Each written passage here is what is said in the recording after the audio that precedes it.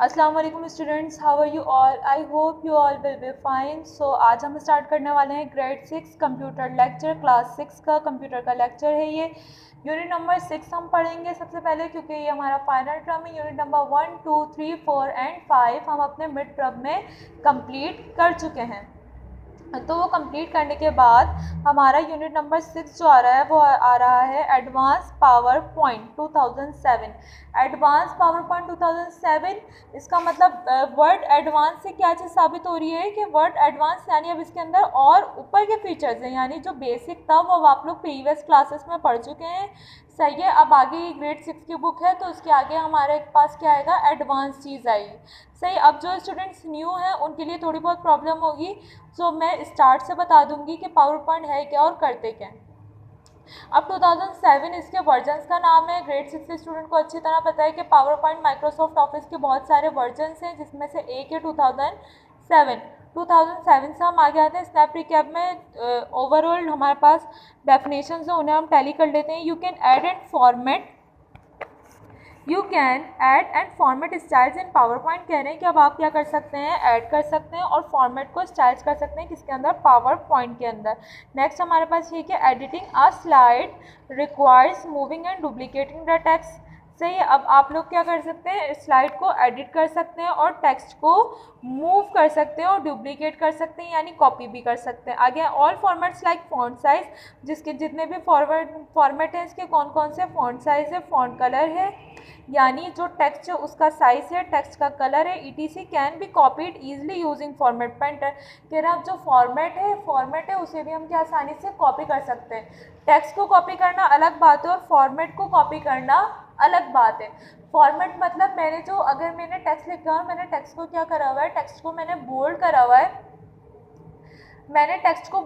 तो मैं चाहती हूँ कि जो मैंने इस पर एडिट करा हुआ है यानी बोल्ड करा हुआ है, बोल्ड ही दूसरे वाले पर अपडेट हो, तो मैं क्या यूज़ करूँगी, फॉर्मेट पेंटर। सही। और अगर मैं चाहती हूँ कि ये पूरा का पूरा टेक्स्ट कहीं और अपडेट हो जाए तो मैं क्या यूज़ करूँगी, कॉपी टेक्स्ट। बात समझ में आई दोनों में? अब आगे आते हैं। Graphics can be use for making a presentation more interesting. Graphics आप लोगों को पता है ना, कलरफुल एरिया, कलरफुल चीज़ को हम कहते हैं। कलरफुल प्रेजेंटेशन अगर होगी तो वो क्या होगी, मोर इंटरेस्टिंग होगी, बहुत ज़्यादा अच्छी होगी। अब आगे आए slide transaction means. Slide transaction का क्या मतलब है? Slide transaction means moving from one side to another during a presentation. कह रहे हैं स्लाइड ट्रांजेक्शन मीन्स, स्लाइड की जो ट्रांजेक्शन है उसका मतलब ये है कि वो वन साइड, एक तरफ से दूसरी तरफ तक वो चलती रहेगी प्रेजेंटेशन के दौरान। स्लाइड शो सुना होगा। स्लाइड शो को जब हमने 5 क्लास में पावर पॉइंट पढ़ा था तो हमने स्लाइड शो चलाया था पूरी, एक के बाद एक हमारी, जिस तरह की देखें, इधर देखें, जिस तरह ये बने हुए इस तरह हमारी स्लाइड्स बन जाती थी और एक के बाद एक जो है ये अपडेट होती चली जाती थी। सही। अब उसके बाद हम आगे आते हैं। आगे लिखा हुआ है स्लाइड ट्रांजेक्शन, ये हमने रीड कर ली।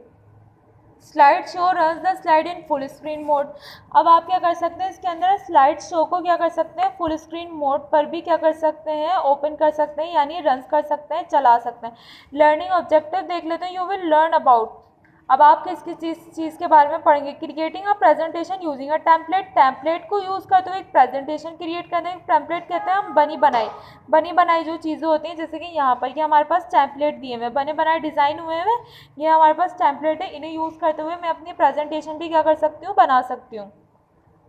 आगे लिखा हुआ है creating a presentation using themes को देखते हुए भी मैं प्रेजेंटेशन बना सकती हूँ। थीम्स का यूज़ आप लोगों को पता होगा, हमने 5 क्लास में करा था। प्रेजेंटेशन बनाने के बाद हमने थीम्स यूज़ करी थी।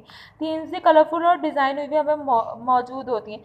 फोटो एल्बम को एडिट करके बना सकती हूँ। स्लाइड मास्टर से एडिट कर सकती हूँ। कस्टम एनिमेशन से एडिट कर सकती हूँ। अब एनिमेशन इसे कहते हैं सॉरी, कि हम अब मैंने एक चीज़ में हम अपने पिक्चर्स एडिट करते हैं फ़ोन में। हमारी एक पिक्चर आती है, पहले हमारी पिक्चर यूँ आती है, ऊपर से खुलती है, पूरी ऊपर से खुल गई, फिर हमारी जो दूसरी पिक्चर जाती है, जब वो जाती है तो वो नीचे से ऊपर चली जाती है।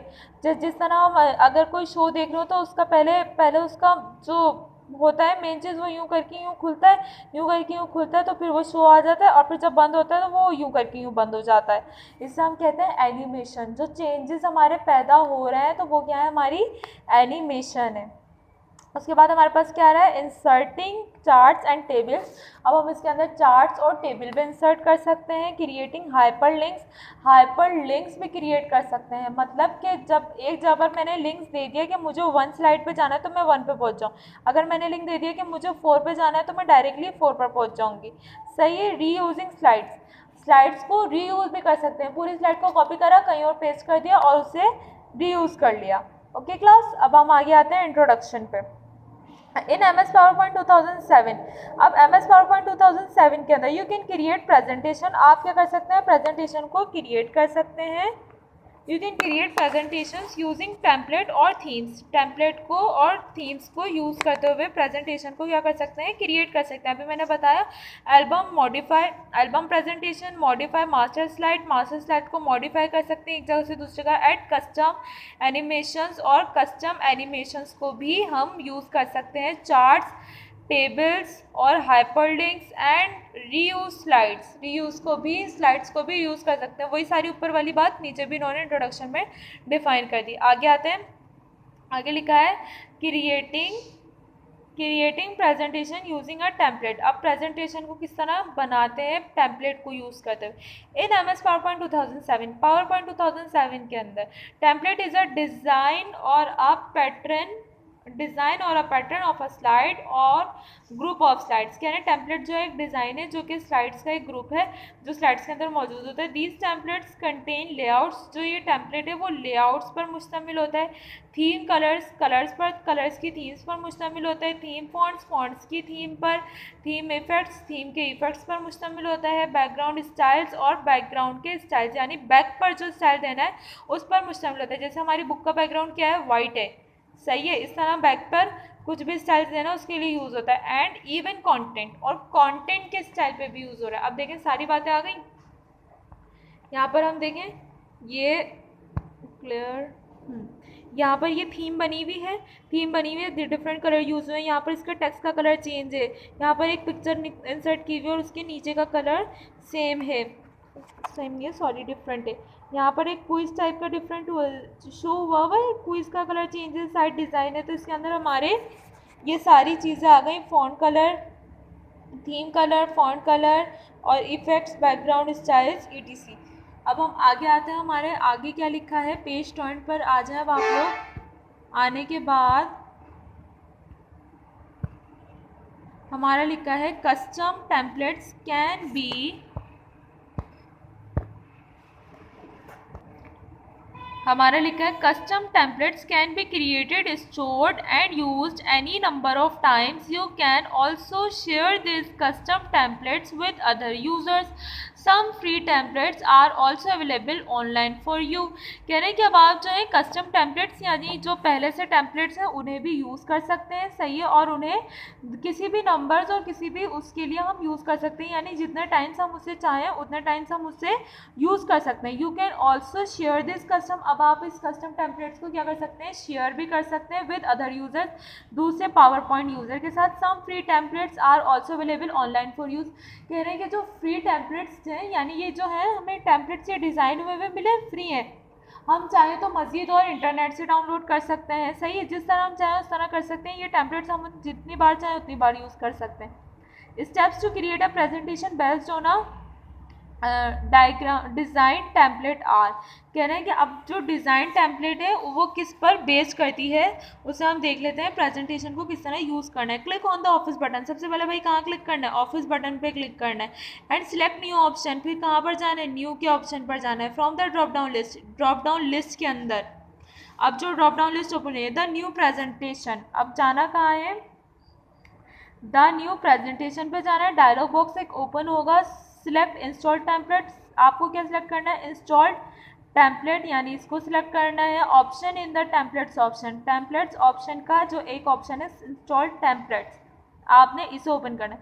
इन द लेफ्ट पैन यानी लेफ्ट वाली साइड पर, ओके। यहाँ आने के बाद अब हम नेक्स्ट लाइन पर आते हैं, नेक्स्ट ऑप्शन क्या है। जब हम ये सिलेक्ट कर लेंगे और choose a template design from the given set of option in the installed template section in the middle pane and the click on create button।